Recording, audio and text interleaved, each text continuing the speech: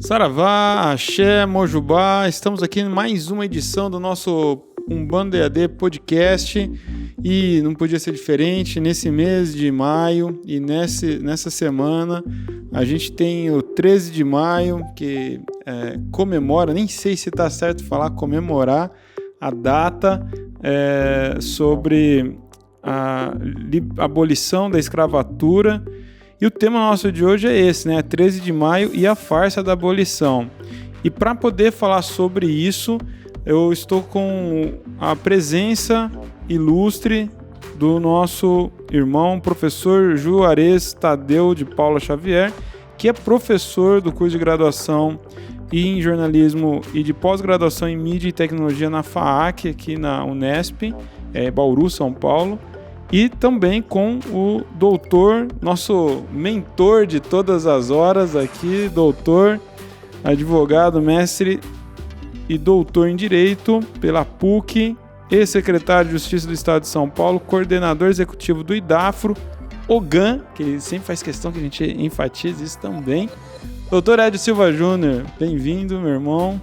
Prazer estar contigo, Rodrigo Queiroz, você e família Umbanda EAD.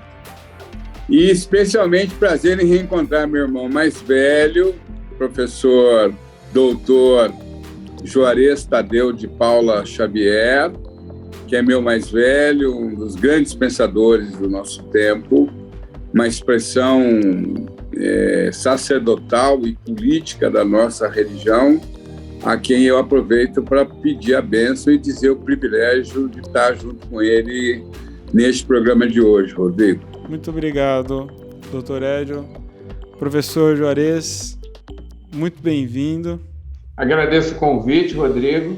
Para mim é uma honra estar com a presença nesse nosso bate-papo, nessa nossa conversa com o doutor Edio, que eu conheço há muitos anos, né? Eu tenho o prazer de conhecê-lo há muitos anos. Que algum nos abençoe, meu irmão, e que eu peço sua bênção. Deus abençoe. Mais do que eu ganho é um Oloxum, né? Um cara...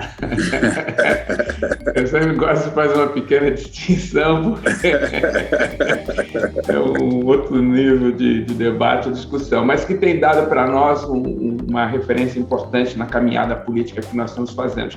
Já fez isso no movimento negro, no movimento sindical. Eu recuperei um dia desse, de uma foto que nós estávamos juntos num debate lá nos sindicatos metalúrgicos do ABC,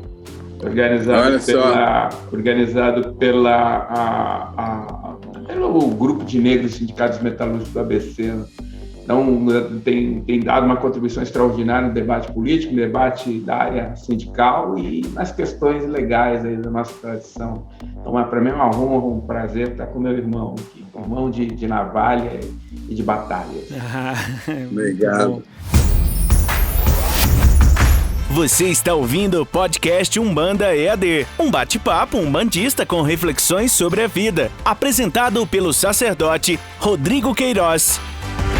Bom, eu realmente me sinto muito privilegiado de poder só jogar a bola aqui para os senhores chutar e a gente poder aprender muito mais sobre esse tema.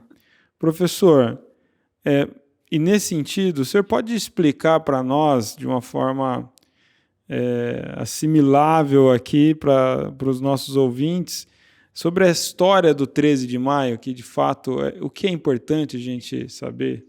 Acho que já tem consolidado uma linha política de ação no movimento negro, de aproveitar o 13 de maio para fazer a denúncia da desigualdade e do racismo no Brasil, né? Consolidou-se isso ao longo de 100 anos de luta política após a abolição, isso é extremamente importante no Brasil, mas a partir de algumas compreensões importantes. A primeira compreensão é que o Brasil, nesses 350 anos de escravização e posterior à abolição, criou e consolidou uma ideia, uma cultura de descartabilidade humana, baseada na escravização de milhões de pessoas, da brutalização de milhões de pessoas e do genocídio indígena.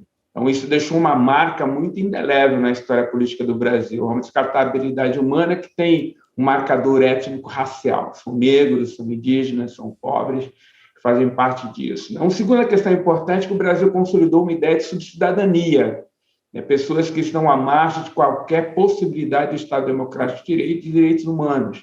E essa subcidadania também tem uma marca étnica racial, né, da população não negra que está nesse universo. Uma terceira categoria é que o Brasil criou uma sociedade baseada no apartheid, uma sociedade de casta, né, e esse apartheid, essa segregação, também tem um marcador étnico-racial. Então, você tem uma descartabilidade humana, uma subcidadania e um apartheid que consolida uma ideia de segregação e supremacismo racial na sociedade brasileira, que moldou o Estado do Brasil, moldou o Estado brasileiro, né? Um Estado patriarcal, capitalista, supremacista branco, que faz com que lembrar hoje o 13 de maio é lembrar a história de luta política da população negra. É importante observar que ele tem 3 possibilidades de observação. Você pode observar o 13 de maio a partir da perversidade, que foi a prática da escravização no Brasil. A brutalidade, a violência. Eu gosto sempre de lembrar um dado que me chama a atenção. O Brasil foi o país que mais escravizou negros, que mais tempo levou a escravização como prática econômica e social, que não trouxe o debate para a sociedade. Tinha até um projeto de estender a escravização até 1930, discutido no parlamento brasileiro no século XIX, uma coisa extremamente assustadora. E, a partir dessa perspectiva, consolidou uma condição de vida extremamente perversa para a população negra. Uma outra coisa é o que faz o poder público no Brasil, uma fabulação, de ver o 13 de maio como um ato isolado, unidimensional, de uma princesa que seria redentora dessa situação, né? Desconsiderando toda a luta política travada desde o século XVI pela população negra para colocar a escravização num desgaste profundo. O que nós, movimento negro, temos feito é a terceira visão, é trabalhar com as possibilidades do 13 de maio, né? Aproveitar esse momento para denunciar o genocídio da juventude negra, a segregação em relação à mulher negra, a brutalidade, não é nem violência racial, é a brutalidade racial que nós temos no Brasil e, de uma certa forma, a indiferença de um setor social que se beneficiou pela escravização, que ainda não foi contada essa história, né? O racismo ele prejudica brutalmente a população negra, mas beneficia uma parte da população brasileira. E é essa que se mantém calada, omissa e irresponsavelmente na direção e na condução do país. Então, 13 de maio significa para nós um momento de lembrar a luta política da população negra no Brasil, denunciar e apontar possibilidades de mudanças. Mas muito distante de dizer que está resolvido, né? Porque Pelo contrário, essa é a grande falácia, né? Quando a gente coloca o título, né, a farsa da abolição, acho que faz sentido dizer isso, professor?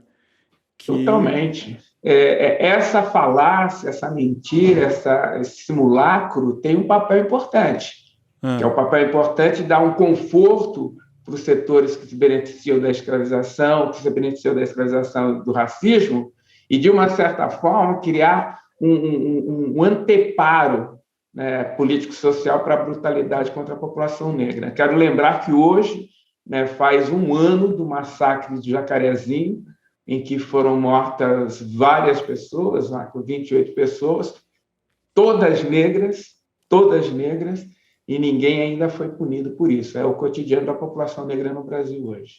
E não é por acaso, né? Quando a gente fala assim, não é por acaso que todas eram negras, né? Bom, doutor, no que tange à Constituição, os direitos do povo negro teve um progresso ou após a abolição foi direitos iguais? Não, formalmente a Constituição da República, né, que é aprovada 2 anos depois da chamada abolição da escravatura, ela assegurava igualdade, né? Mas, na verdade, desse ponto de vista, o sistema jurídico brasileiro sempre foi uma expressão acabada da supremacia racial legal no Brasil. Porque tem muita gente que diz que nos Estados Unidos tinha leis e tal. Aqui nós ainda temos lei. O crime de curandeirismo ainda consta no Código Penal. E o crime de curandeirismo é um dos poucos crimes que o agente não precisa obter nenhuma vantagem financeira basta que ele ministre alguma substância. Então, quando uma entidade indica um chá para um consulente, ele está praticando, a rigor, o crime de curandeirismo. Quer dizer, então, você veja que a supremacia racial com embasamento jurídico permanece até hoje. Não é? Nossa, mas então, aí o senhor traz um alerta agora, uma questão prática de terreiro, né? Que eu não lembro de ter ouvido você falar isso, né? Então, a gente está numa vulnerabilidade super perigosa, né? Total e absoluta. Eu tenho falado sobre isso. É que, enfim, são tantos os temas. Essa semana, a Intercept publicou uma matéria sobre a questão que é alguma coisa de uma iniquidade infame, não é? Asquerosa, que são decisões judiciais que retiram guarda de filhos. Sim.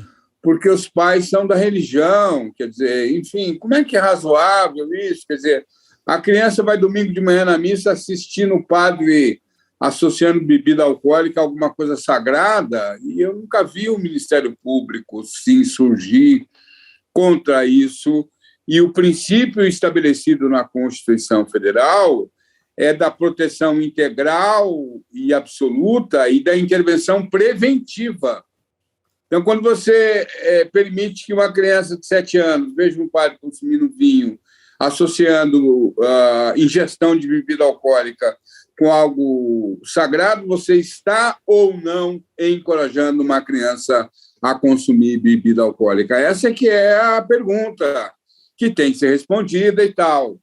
Então, a pauta é uma pauta extensa, mas agora eu quero pautar, até porque houve aí uma comissão de notáveis, de juristas, como eu não sou notável, não tenho notabilidade nenhuma, e também não me considero um jurista, não me convidaram para essa festa pobre.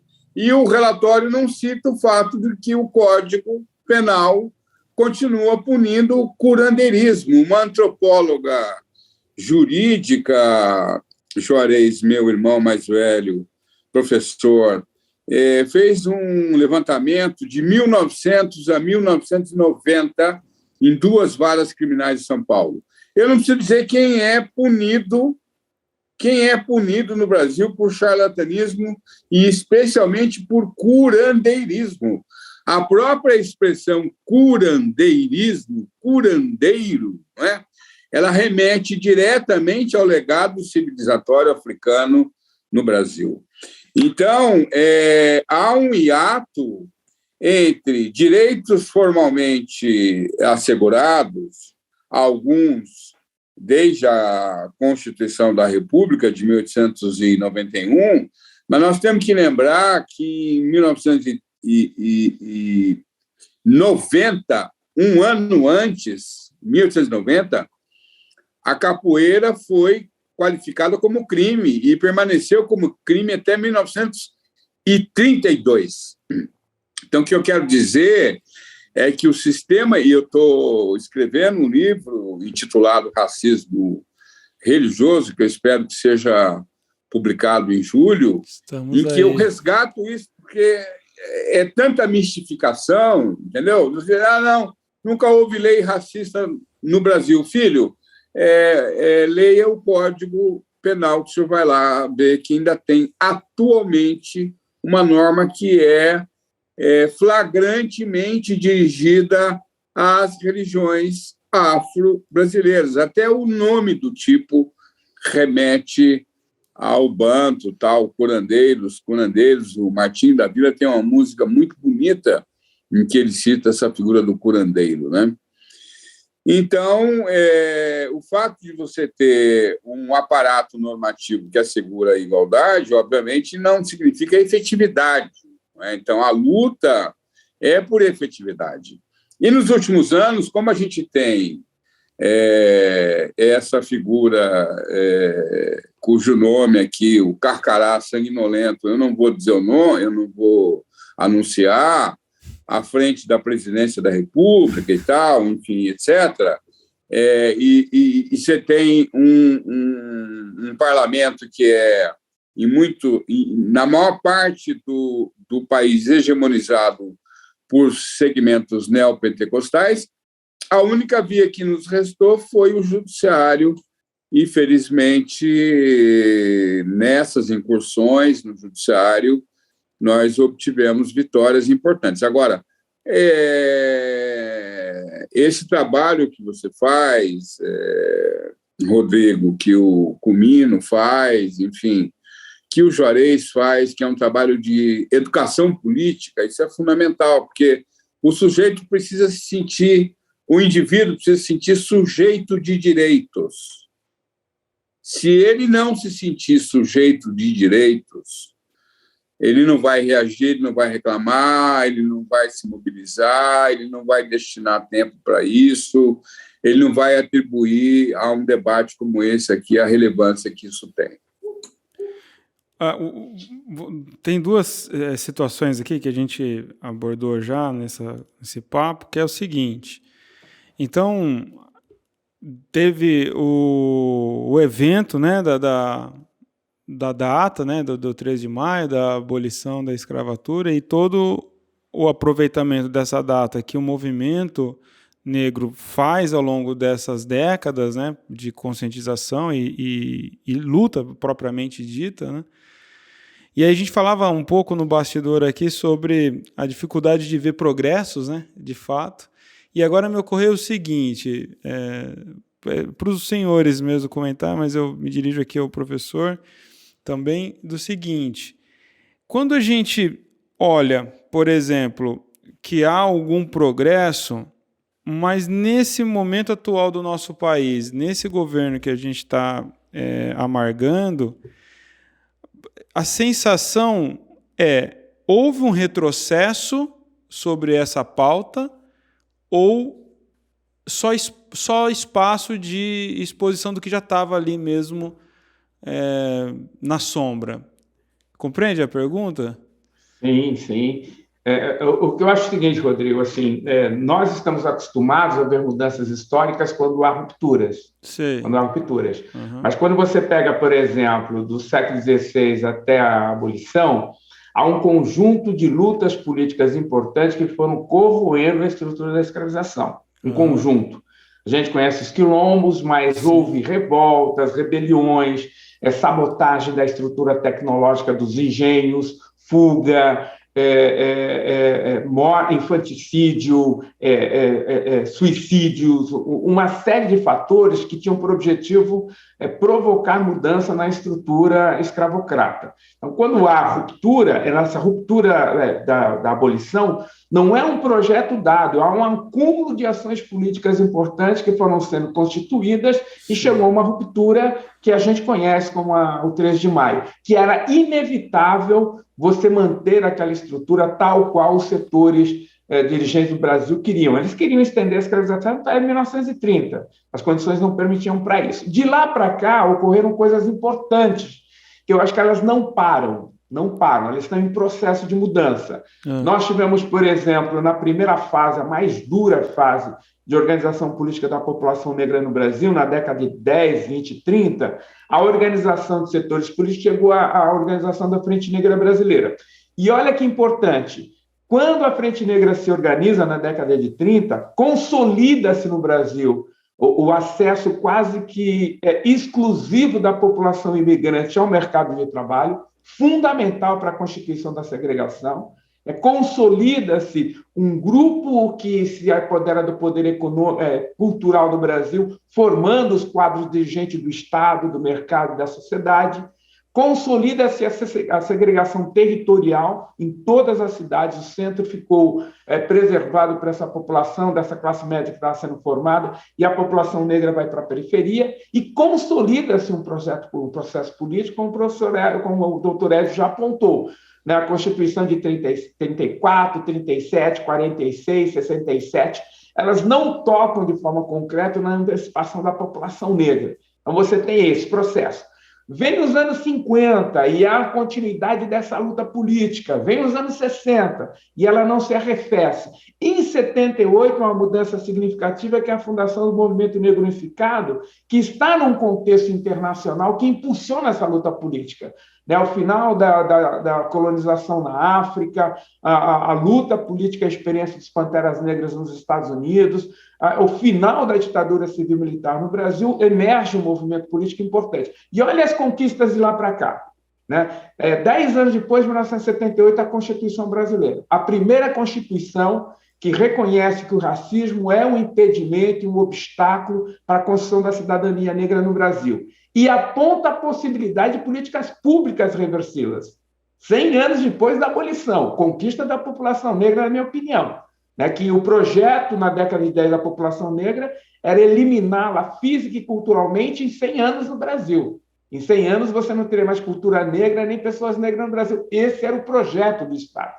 Então, em 1988, ganha desse processo político na Assembleia Nacional Constituinte. 10 anos depois, em 98, amadurece o debate político sobre as ações afirmativas, em 98, e consolida, meu irmão Edio, acho que a maior conquista política do movimento negro no Brasil, que é o conceito de maioria racial, ao articular politicamente a população preta e parda, que já era um projeto da Frente Negra Brasileira nos anos 30. Isso foi extraordinário, né? Criar um conceito de maioria social política nos anos 90, consolidado a partir dos dados, isso é importante. Não é uma artificialização teórica, são os dados que mostram que pretos e pardos têm as mesmas condições de vida e morte na sociedade brasileira, distinguindo esse grupo da população branca. 10 anos depois, em 2008, há uma consolidação de uma política apresentada em Durban, em 2001, na Terceira Conferência Mundial contra o Racismo, e aplicada em algumas universidades aqui no Brasil. A Universidade de Brasília, a Universidade Estadual do Rio de Janeiro, a Universidade Estadual do Mato Grosso, a Universidade Estadual da Bahia, adotam as políticas de ação afirmativa. Quero chamar a atenção para isso. Né? No século XXI, essas políticas de ação afirmativa foram adotadas ao longo do século XX nos países que tiveram algum tipo de vinculação com a escravização, entre 48 e 80, inclusive nos Estados Unidos. Nós vamos adotar no século XXI. 10 anos depois, nós temos a conquista das políticas de ação afirmativa na universidade, depois, em 2014, no serviço público, e consolidamos as políticas de heteroidentificação. O que eu quero chamar a atenção é que, do ponto de vista longitudinal, são uma série de conquistas importantes da população negra. Esse retrocesso no governo pode não necessariamente implicar um retrocesso nas conquistas em relação à ação política no Estado, que a população negra está construindo. Acho que é importante isso. Nós consolidamos uma ideia de que é fundamental as políticas de ação afirmativa para a superação da desigualdade social no Brasil. Ontem, na entrevista da atual pró-reitora de diversidade da USP, ela falou uma coisa fundamental. É incontornável a manutenção das políticas de ação afirmativas nessa universidade. A última grande universidade a adotar as políticas de ação afirmativas, e eles não veem possibilidade de suspendê-la agora nos próximos anos. Então, tudo isso mostra um conjunto de ação política fortalecida pelas ações do movimento negro, que não serão extintas por conta da posição de um determinado governo. Pelo contrário, acho que existe aí uma contradição importante para lidar, que a visão do chefe do executivo, né, e do Estado brasileiro, e a visão política dos movimentos sociais. Do ponto de vista dos movimentos sociais, eles tenderão a dar continuidade nessa luta política. Eu acho que o retrocesso ele se dá no campo simbólico do Estado, mas ele não é capaz de frear e arrefecer a luta política dos movimentos sociais. É importante não permitir o retrocesso, é importante avançar em conquistas, mas essas políticas tenderão a ser duramente questionadas pelo movimento social, caso não se dê continuidade a isso no Brasil. É isso que eu quero chamar a atenção. Porque a sua fala agora, professor, traz um alento, né? Traz um alento no sentido de que, ufa, então pode ser só um burburinho que vem passando, mas há um pavimento, né? Um chão sólido por onde a causa, a luta vai continuar prosperando, né?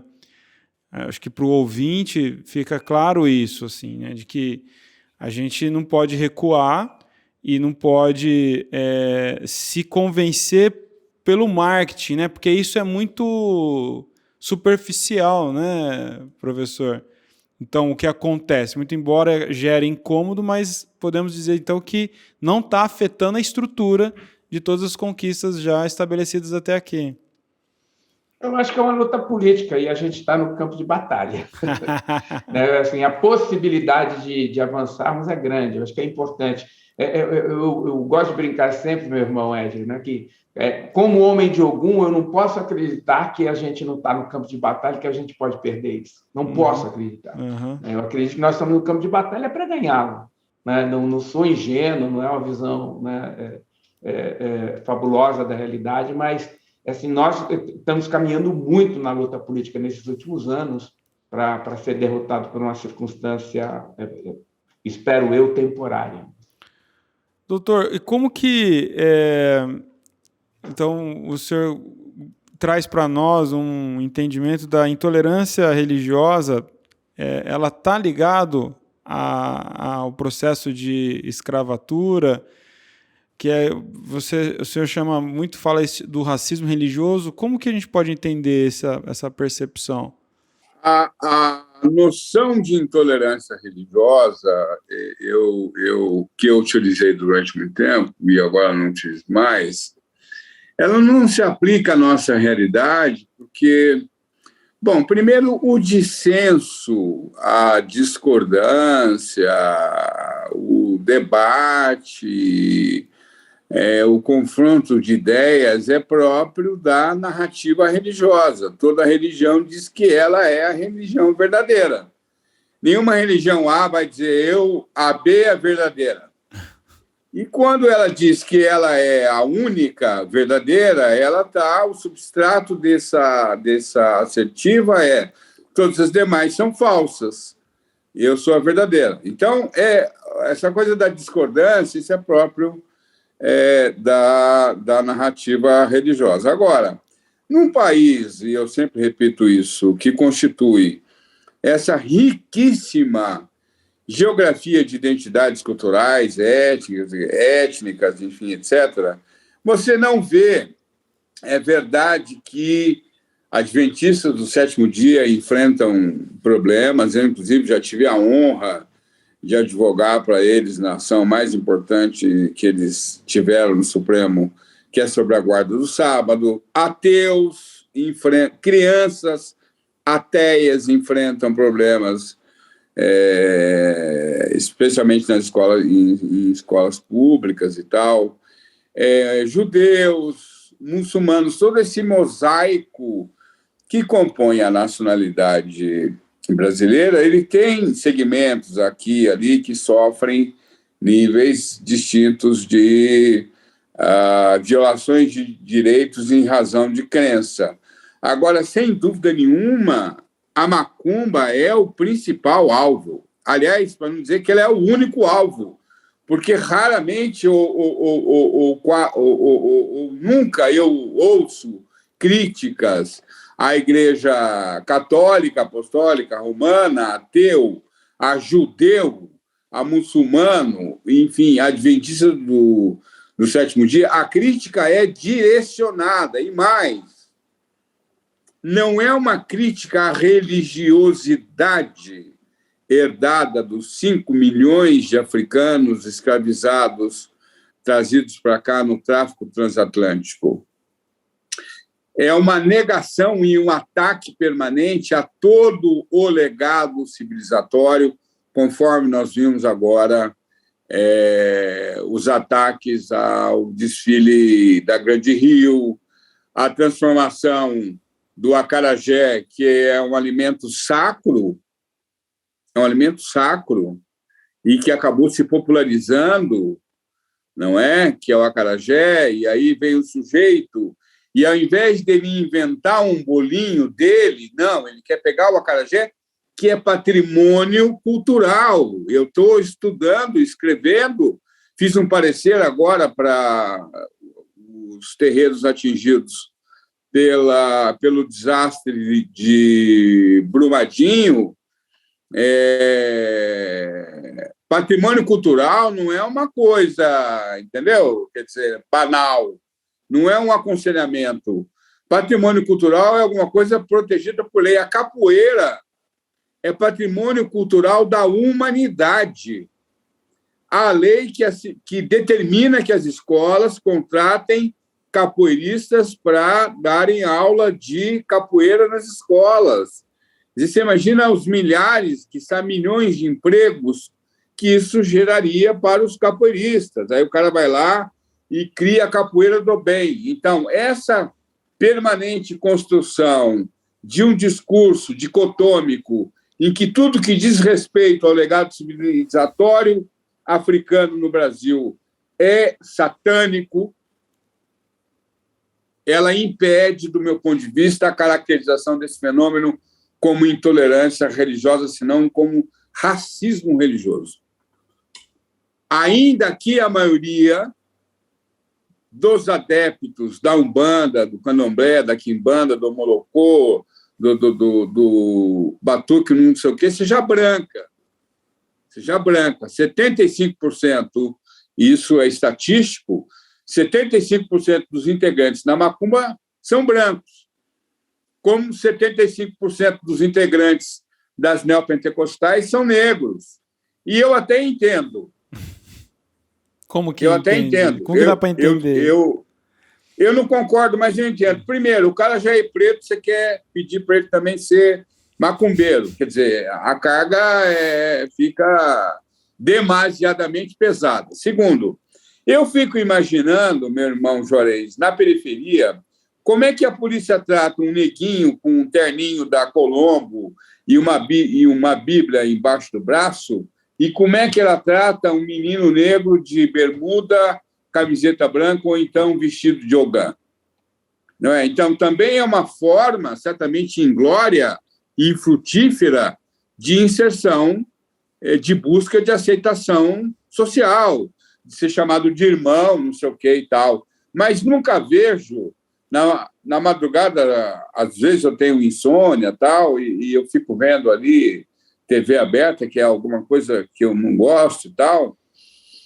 Quando você vê o desfile daquilo que seria a concretização da teologia da prosperidade, aparecem brancos com Lamborghinis, lanchas, mansões. Não, eu devia 1 milhão, agora eu tenho 2 mansões, tenho uma lancha, um Lamborghini e tal. Um preto, quando aparece, é para dizer que ele tinha metástase e agora ele só tem 3 câncer. E Deus fez um milagre na vida dele. Você não tem nenhum preto que aparece aí como representação dessa tal prosperidade. Quer dizer, então, e isso é alguma coisa que a gente precisa compreender, né? Agora, no que diz respeito às conquistas que Juarez dizia, meu irmão mais velho, me permita acrescentar apenas alguma coisa que me parece... Acrescentar, não. Ilustrar com alguma coisa importante, que é a mudança no campo ideológico e a relação da população negra com o seu corpo. Porque o racismo ele não tem um registro cognitivo apenas. Se o racismo tivesse um registro cognitivo, cartesiano, bastaria você metralhar a sociedade de informação. Ou então não haveria racismo mais nos Estados Unidos com 2 gestões do Obama. Eu estava pensando. O racismo tem também um registro afetivo e a opressão ingressa nesse campo mais profundo, que é a forma como o sujeito vê a si próprio. Hoje, quando eu vejo nossos jovens, as nossas jovens, com seus penteados, com a sua altivez, com a sua desenvoltura, não é? Isso é uma coisa nova.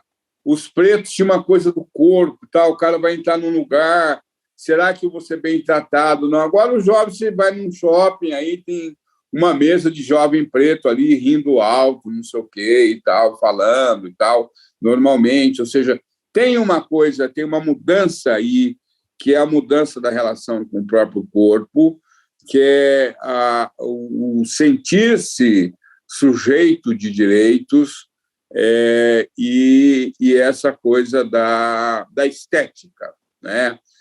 A publicidade hoje, raramente a publicidade vai fazer uma peça sobre qualquer tema, e agora mesmo, Dia das Mães, aí, você vê um monte de famílias negras, não sei o quê, que era uma coisa impensável quando eu entrei no movimento negro há 40 anos. Então, eu sou muito otimista e eu entendo que, da mesma forma como foi duro para o movimento negro construir um elo de corrente agregador, uma agenda comum e tal, que foi o que levou a essas conquistas que o professor Juarez enumerou aqui, a macumba também vai encontrar um caminho para construir esse elo, para parar com essa perda de tempo, de valorizar mais aquilo que nos desune do que aquilo que nos identifica. Porque uma vez eu perguntei à mãe meninazinha da Oxum, que é uma das sacerdotisas mais importantes do Brasil, qual é a diferença significativa entre Badé, Zaze, Xangô e o Xangô da Umbanda? Ela disse, meu filho, não há significativamente diferença nenhuma. Então, enquanto a gente fica discutindo qual é a cor da vela que acende para algum, os caras estão pondo um ministro terrivelmente evangélico no Supremo. Não é razoável que mais dia, menos dia, a macumba não se dê conta de que ela tem que priorizar aquilo que nos identifica e não pequenas diferenças que não são suficientes para que a gente possa nos fracionarmos, né? É uma consciência de comunidade para além do personalismo, né? Hoje a gente se vê como coletividade e de interesses e necessidades comuns. Hoje vai ficar aí se machucando, se brigando com essas questões que são menores, são muito internas e que devem ser tratadas dentro da sua casa, né? Não fora da casa, né? Também. Professor, como que o senhor entende, mesmo pontuando que há progressos e faz sentido mesmo, mas hoje a gente tem uma realidade de informação, de velocidade de comunicação, o senhor que é aí da Faculdade de Comunicação, e que temos recursos de todas as maneiras para todos, né? Qual é o insight que o senhor traz, assim, como que o senhor inspira para nós soluções viáveis para acelerar mesmo a consciência, acelerar mesmo mudanças efetivas no padrão de ideia, né, de percepção, que talvez tenha que começar aí pelo cognitivo, como o doutor também estava falando, e que vai repercutir no comportamento dos sujeitos, no entendimento, tanto para a comunidade que se permite, né? Quando o doutor Ed fala, olha, lá na religião neopentecostal está mais povoada de negros e na afro não de branco, parece uma inversão de valores, e quando se trata de fé é mais delicado essa discussão.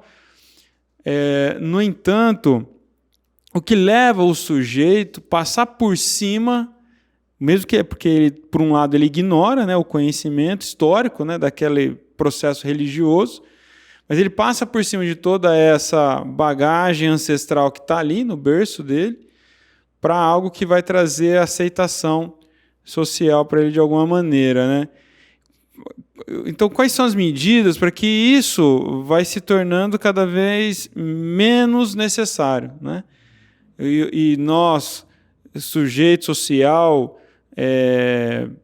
preto, possa entender que eu estou alcançando esse empoderamento mesmo dentro de uma sociedade cada vez mais justa nesse sentido.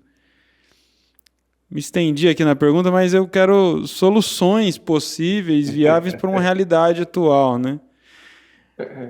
Eu acho que a gente está numa fase assim, Rodrigo, de compreensão do fenômeno.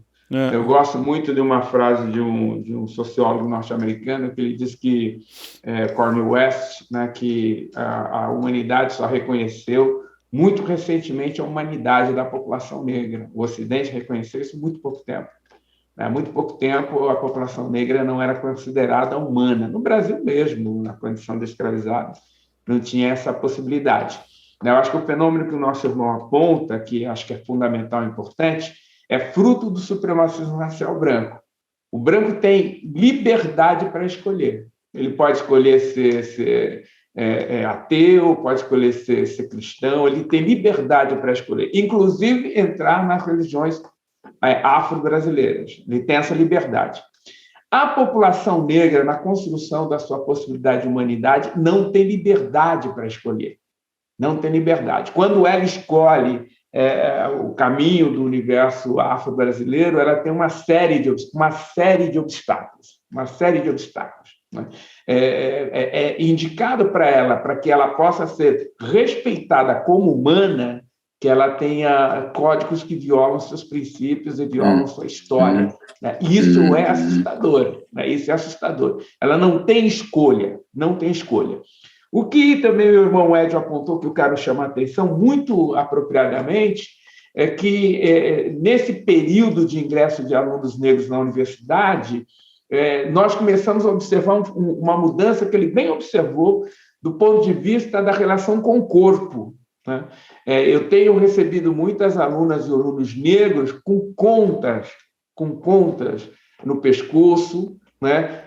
Com correntes de Fá no braço, muito interessante, assim, elementos que não eram tão comuns nos anos 70, nos anos 80, nos anos 90. Então, isso é um fator que me parece importante. Aí eu quero discutir um pouco o que você propôs, Rodrigo. Há, no subterrâneo dessas estruturas políticas, econômicas, sociais, uma construção de uma rede de articulação de comunicação que tem retroalimentado isso, vai retroalimentando isso. A gente chamava no passado de correio nagô, né, que era aquela discussão que era feita por um grupo de pessoas que estavam conectadas e tal. Nós chamamos tecnicamente na nossa pesquisa de mídia radical, né, uma mídia que é exercida pela população negra, né, no subterrâneo da realidade política social brasileira. O sistema de comunicação no Brasil sempre foi um sistema de comunicação para poucos, para pouquíssimas pessoas. Desde 1808, quando oficialmente se inauguram os jornais no Brasil, a Gazeta do Rio de Janeiro e o Correio Brasiliense, era para um grupo pequeno de pessoas. Hoje o Brasil tem cerca de 210 milhões de pessoas. A tiragem de jornal ela é muito pequena. A tiragem do jornal ela é feita fundamentalmente para os ocupantes do Estado, Poder Executivo, Legislativo e Judiciário nos 3 níveis. Mas a população não faz o debate a partir desse sistema de comunicação. Então, você tem uma esfera pública de debate muito pequena. Entretanto, no subterrâneo desse universo, usando a linguagem do professor Milton Santos, né, nesse circuito inferior da produção de comunicação, você tem uma atividade muito ativa, um debate muito ativo do ponto de vista político, social, cultural. Né? Eu me recordo o impacto que teve no Brasil quando o Racionais MC vende 1 milhão de CDs sem nenhuma publicidade nos veículos de comunicação corporativa. 1 milhão. A partir dessa rede de relação do hip-hop. A gente vê isso agora com a meninada do funk. Essa rede que retroalimenta essa chamada mídia radical, que é uma mídia de corpo, que é uma mídia de vestuário, que é uma mídia capilar, que é uma mídia política, essa rede é que vai retroalimentar a possibilidade de mudanças. Né? Do ponto de vista concreto, já está apontando, né? São jovens... Me chama a atenção, os jovens negros chegam muito engajados na universidade, ou fizeram parte do movimento hip-hop. Muitos foram formados nos cursinhos propiciados pelo movimento hip-hop. Chegam na universidade. Né? Ou então tiveram militâncias políticas nos seus bairros, ou os pais, a geração dos pais educou os seus filhos numa nova perspectiva. Então, eu acredito e aposto nessa perspectiva chamada mídia radical. A eficiência dessa mídia ela vai ser cada vez mais significativa se ela seguir a métrica apontada pelo Dr. Edio, que a gente deixe de discutir questões menores para discutir as questões fundamentais, concretas mesmo. Né? Por exemplo, se nós fôssemos nos juntar toda a produção da mídia radical no Brasil, tudo que ela produz dentro de uma direção, ela seria maior do que a produção diária de jornal no Brasil. Entendi. Seria maior. Né? Os sindicatos, por exemplo, se o sindicato tivesse uma pauta única de ação política, produziria muito mais jornal diário do que a mídia corporativa. Então, acho que nós precisamos lidar um pouco com aquilo que a Toni Morris falou num determinado momento. Né? Quando a gente perde tempo com as coisas menores, nós nos desviamos do objetivo central da nossa luta. O objetivo central da nossa luta é não saber se eu uso verde, amarelo, se eu cruzo a conta. Não. O objetivo central da nossa vida é construir no Brasil a dignidade da humanidade negra. Essa é a questão central. Todo o resto é secundário em relação a isso. A luta, por exemplo, contra o extermínio de jovens negros tem a ver com essa humanização. A luta em defesa do reconhecimento dos terreiros tem a ver com essa humanização. A luta pela concretização de direitos concretos da população negra tem a ver com essa humanização. Quando a gente deixar de ver aquilo que nos divide e começarmos a centrar nossas energias naquilo que nos une, essa mídia radical vai ter um papel extraordinário. Já tem. Mobilizando a juventude negra, criando símbolos importantes da juventude negra, pautando questões políticas importantes da juventude negra em todas as áreas. Já tem. Mas quando ela se unificar do ponto de vista concreto mesmo, os meninos colocam 17, 20 mil pessoas no final de semana para dançar. Né? Para dançar. E dançar dentro de uma perspectiva política concreta. Vai lá para dançar. É isso, é contra tais valores, é a favor desses valores. Tal. Se tem essa capacidade de mobilização em âmbito global, no Brasil, muda, né? Desestrutura esse mecanismo da brutalidade racial no país. Né? A mídia radical acho que é um caminho importante. A mídia radical que está em todos os lugares, nos terreiros, nas rodas de capoeira, no movimento negro, na universidade. Essa roda que está em todo lugar, nessa mídia radical que está em todo lugar. Como você vê, doutor, a partir então desse processo de 134 anos, né, de luta, desde o dia 13 de maio, primeiro, como que você conclui nosso estado atual para o que a gente pode almejar nos próximos 10 anos? Aí? Olha, Caetano tem uma canção em que ele diz que o grande vencedor se ergue além da dor. E esse final de semana eu fui numa festa do Ogum, Juarez, do pai Sidney, e ele falou uma frase muito próxima disso e tal. Quer dizer, ou seja, primeiro, do ponto de vista religioso, eu queria focar nisso, nós criamos no Brasil uma coisa que inexiste em nenhuma outra parte do planeta, inclusive a Nigéria, a região dos lagos, o Benin e tal. Nós construímos aqui uma instituição religiosa de tal forma capilarizada que o estado do Rio Grande do Sul contabiliza 60 mil terreiros de batuque. No estado mais branco do Brasil, você tem 3 milhões de macumbeiros. Não é? Então, nós criamos aqui uma instituição contra o Código Penal, contra a polícia de costumes, contra pagamento de taxa na delegacia da circunscrição, contra uma lei que ainda se encontra em vigor, essa lei, no Ceará, que obrigava o sujeito para abrir um terreiro a ter que submeter um exame de sanidade mental no IML. Você imagina aquela fila de babalorixá no IML. E aí, meu pai, você está fazendo o que aqui? Vim fazer exame de sanidade mental. Contra o discurso de ódio diariamente veiculado por meios de comunicação, e o professor Juarez sabe, certamente saberá falar sobre isso com mais propriedade do que eu. Meio de comunicação social no Brasil é um serviço público. É até discutível se o serviço público pode ser utilizado para proselitismo religioso. E mais, segundo Ancine, Agência Nacional do Cinema, 21% de todo o conteúdo veiculado pela TV aberta no Brasil tem a ver com programas religiosos. Se eles se limitassem ao proselitismo, mesmo sendo discutível esse meio de comunicação, que é de todos, esteja sendo utilizado para proselitismo religioso de alguns, ok.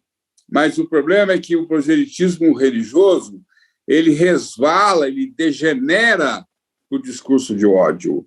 Então, nós somos vitoriosos. O povo preto é um povo vitorioso. Essa dimensão da religiosidade e do patrimônio cultural é a maior expressão de liberdade do povo preto, histórica, porque o branco não conseguiu, a opressão, o racismo não conseguiu entrar aí.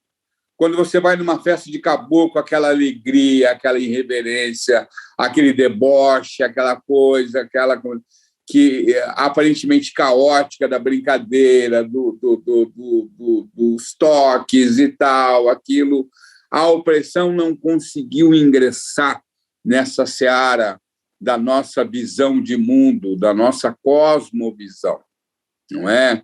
Então, nós conseguimos manter a nossa perspectiva do mundo, a nossa leitura do mundo, e é de uma alegria imensa constatar que a opressão não ingressou aí, e é de uma alegria imensa, até me convidaram para um evento, mas eu entendi que eu fui desconvidado, haveria um evento agora em Buenos Aires, reunindo a macumba da América Central. Me lembro de Juarez falando, meu irmão, professor Juarez, falando há décadas sobre a macumba em Cuba, mas haveria gente da América Central, Caribe, Estados Unidos, não sei o que lá, reunidos em Buenos Aires para discutir como é que unifica mais a macumba na região, porque nos Estados Unidos, por exemplo, a santeria aumenta cada vez mais, e não é só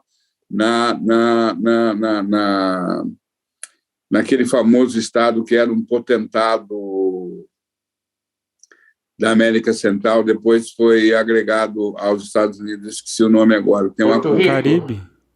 Porto Rico. Porto Rico. Não, é um estado norte-americano, não é Geórgia, é o estado em que nasceu o jazz e tal, enfim. Nova Orleans. Nova Orleans. Que é a capital desse estado, que eu não estou lembrando o nome. E não é só lá. A santeria cresce nos Estados Unidos. A santeria está em Nova York, quer dizer, e tal. Então, ou seja, agora, independentemente disso, nós, no Brasil, somos uma potência que a gente precisa dizer para o nosso povo que nós somos uma potência. Nosso povo não tem a percepção da potência que nós somos.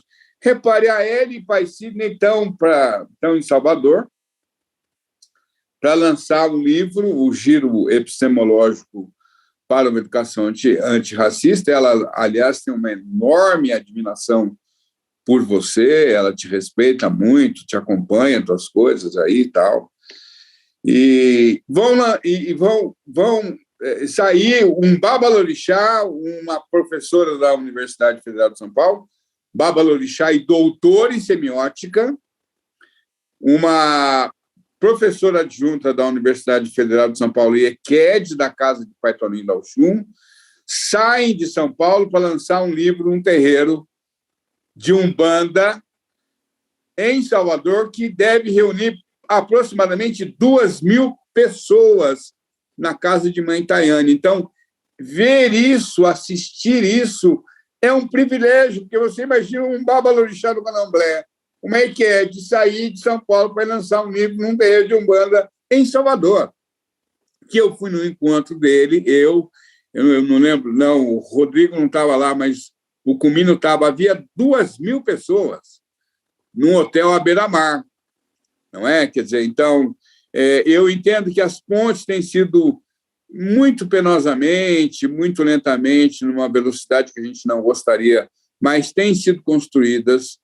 Eu entendo também que esse fenômeno por exemplo, de ter uma figura como Juarez, que é um cara da religião, que é um cara iniciado, que é um cara produzindo sobre a religião, é um fenômeno novo. Quem falava sobre candomblé no Brasil era a universidade. A universidade dizia o que era o candomblé. Agora, não. Agora nós temos sacerdotes e o professor Juarez é um sacerdote, porque é um ogã, escrevendo sobre a religião, descrevendo a religião, fazendo interlocução com a sociedade a partir do lugar da religião. E esse diálogo, Umbanda e Candomblé, é muito promissor, não é?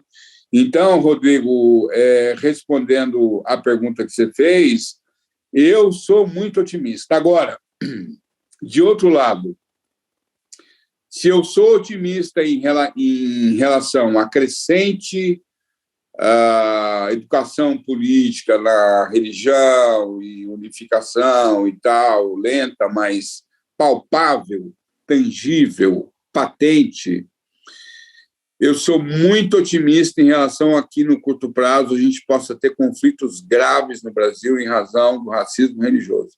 Eu vi uma imagem, não sei se vocês viram, um ogã com a indumentária típica de ogã, com seu bonezinho de ogã, sentado num trem do metrô. Aí ele é abordado por um preto com uma Bíblia na mão, e você vê só por linguagem labial, porque não só tem imagem, não deu para captar o som, a voz. Mas é visível que o ogã está ali, sentado na dele e tal, e o preto com a Bíblia na mão vai lá falar sobre a palavra e tal, não sei o quê, e o ogã colou a mão na orelha do literalmente sentou-lhe uma bolacha, que o cara deu 2 giros sobre o próprio corpo e voltou para o lugarzinho dele, porque as pessoas não aguentam mais. O sentimento religioso é alguma coisa fundamental na vida do indivíduo, mesmo aqueles que não têm religião, que é a chamada convicção filosófica. O sentimento religioso é alguma coisa importante. Eu sempre conto, para finalizar, para não me estender mais, e a gente já está 1h30 no ar, que eu tenho 2 experiências pessoais muito interessantes. A primeira, um dia eu saí de uma macumba um dia e parei num lugar para tomar um lanche lá e tal, e alguém não se segurou, porque ele ficou incomodado desde a hora que eu cheguei, que eu estava de branco e tal, não sei o quê. Ele chegou para mim com muita humildade e tal, quase que me pedindo desculpas e me perguntando se eu seria motorista de ambulância. Aí eu respondi para ele que não, por acaso, eu não sou, se o senhor me permitir tomar o meu lanche aqui, eu não estou interessado em conversar com o senhor. E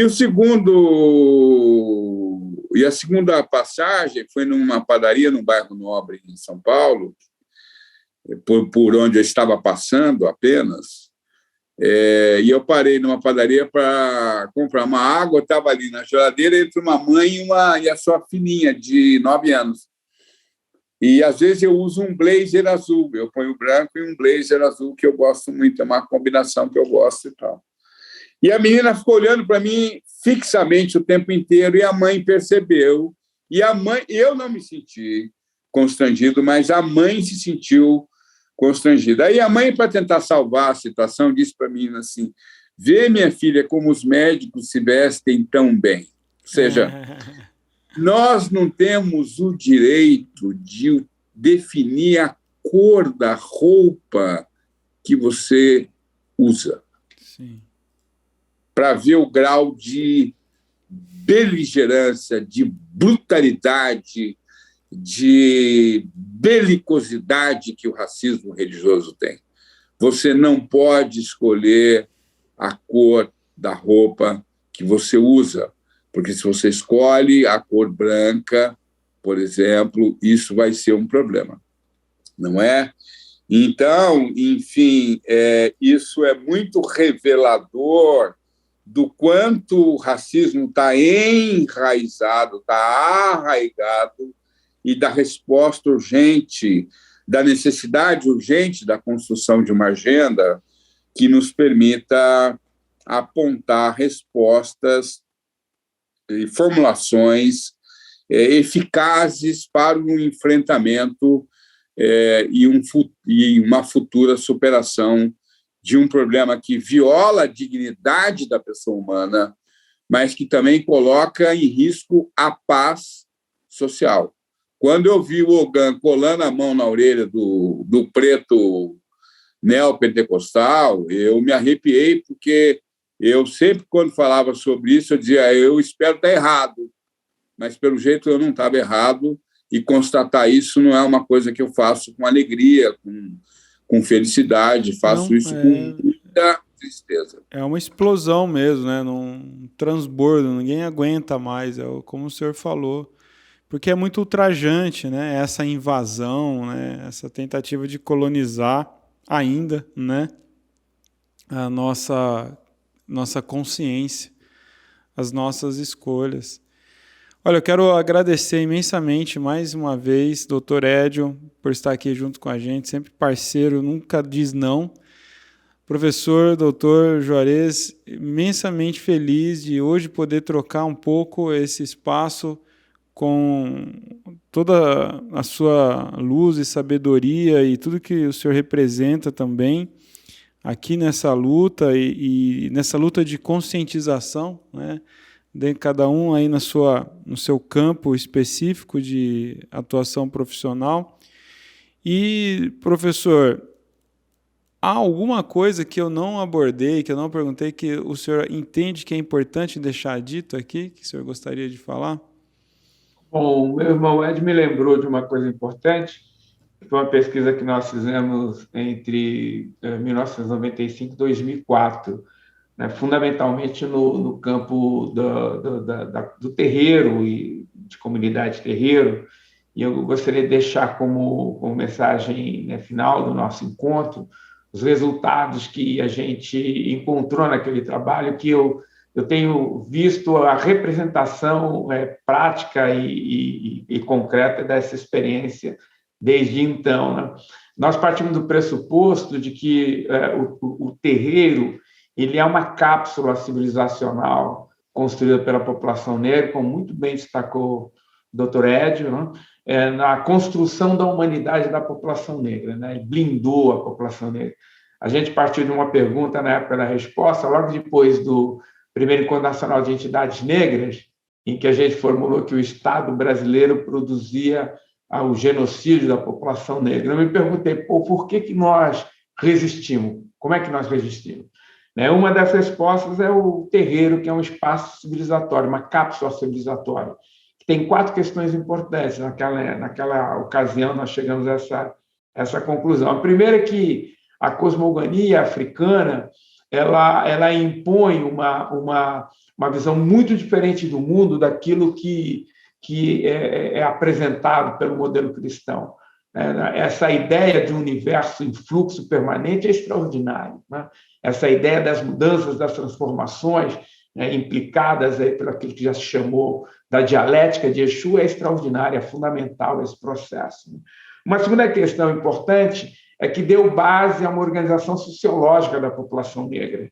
A escravização destruiu a possibilidade de sociabilização da população negra, que foi reconstituída nos quilombos, nas lutas políticas, e nesse espaço, tanto rural como urbano, o terreiro cumpriu essa função. Tem uma organização social, tem representações sociais, tem papel social, o papel da mulher, o papel do homem, o papel do velho, o papel da criança. Isso foi extremamente importante para a população negra. Deu base a uma organização social e que a escravização e o racismo sempre tentou destruir, extremamente importante. Uma terceira questão importante, e isso eu acho fundamental, o terreiro permitiu a manutenção de um processo pedagógico pautado pela oralidade e pela prática, de relação interseccional. Antes do terreiro, você não tinha a possibilidade de velhos, como o preto velho que está aí à sua frente, né, e jovens trocarem experiência. né? Hoje você tem essa possibilidade a partir do terreiro. O terreiro criou isso, né? Do velho dizer, olha, a cantiga é esta, a folha é essa, é assim que se reza essa água, é assim que você entra no mato, é assim que você faz o orô, é assim que você dança, é assim que você toca. Isso foi extraordinário, já que a vida útil do homem e da mulher escravizada era de 7 a 12 anos. Então, o terreiro criou condições para que a população negra pudesse preservar as suas relações intergeracional, fundamental para a população negra. Fundamental, a partir da oralidade, a partir das relações, do comportamento, a praxeologia do terreiro. Eu aprendo fazendo e faço aprendendo, que é uma coisa extraordinária que o terreiro preservou para a população negra. E a quarta questão importante é, de modo consciente ou não, as pessoas que estão na episteme do terreiro estão ajudando a reconstruir a humanidade da população negra, independente da cor da sua pele. Né? Quando alguém invoca Ogum, invoca Exu, invoca Oxum, né? Invoca Oiá, quando invoca essas forças da natureza, os nossos ancestrais, a referência concreta disso é a África. Né? É a experiência africana, o legado africano no Brasil. Eu lembro que, durante a pesquisa, eu entrevistei um cubano ligado à santeria, e ele falou assim, independente de qualquer coisa, em todas as nossas nações, nós gritamos Ogunhê, em todas as nossas nações. Né? Se gritava Ogum Irê, e hoje se grita Ogum no mundo inteiro. Então, esse legado civilizatório é fundamental. Né? Por isso que a preservação do terreiro, de todos os terreiros, é fundamental para nós. Acho que a emergência de uma nova humanidade, de um novo projeto político, de uma nova relação econômica, política e social no Brasil, vai emergir do terreiro. Né? O terreiro é o espaço onde nós podemos construir essa episteme, porque essa cápsula civilizacional. A oportunidade de poder conversar contigo, Rodrigo, meu irmão Ed, foi maravilhosa. Né? Agradeço muito o convite, o gentil convite, e me coloco à disposição para a gente fazer coisas juntos aí no futuro também, já que nós compartilhamos espaço no território, eu fico inteiramente à disposição para a gente fazer coisas juntos. E agora lascou, né, doutor? Quando coloca-se à disposição, é um abuso. Não, doutor. Não, mas tem que abusar. Doutor, acho inteiramente à disposição. Então tá bom, doutor Ed, acho que caiu. Obrigado, professor, e a gente vai sim te solicitar muitas outras vezes e a gente possa construir cada vez mais uma amizade aqui e um trabalho de informação relevante. Obrigadão, muito obrigado mesmo, realmente por essa disposição aqui e falar de tudo isso. Valeu. Professor. Agradeço o convite e que sejamos aí parceiros em projetos futuros.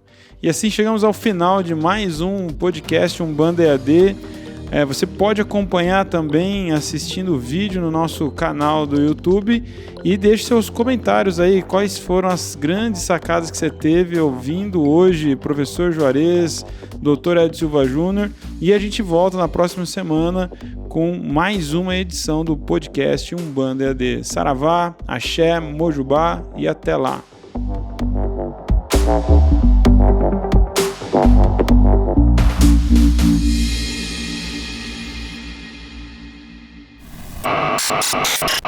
Você acabou de ouvir mais uma edição do podcast Umbanda EAD. Esse programa gratuito é um oferecimento da nossa comunidade de alunos. Acompanhe nossas redes sociais e acesse mais conteúdos como este, umbandaead.com.br.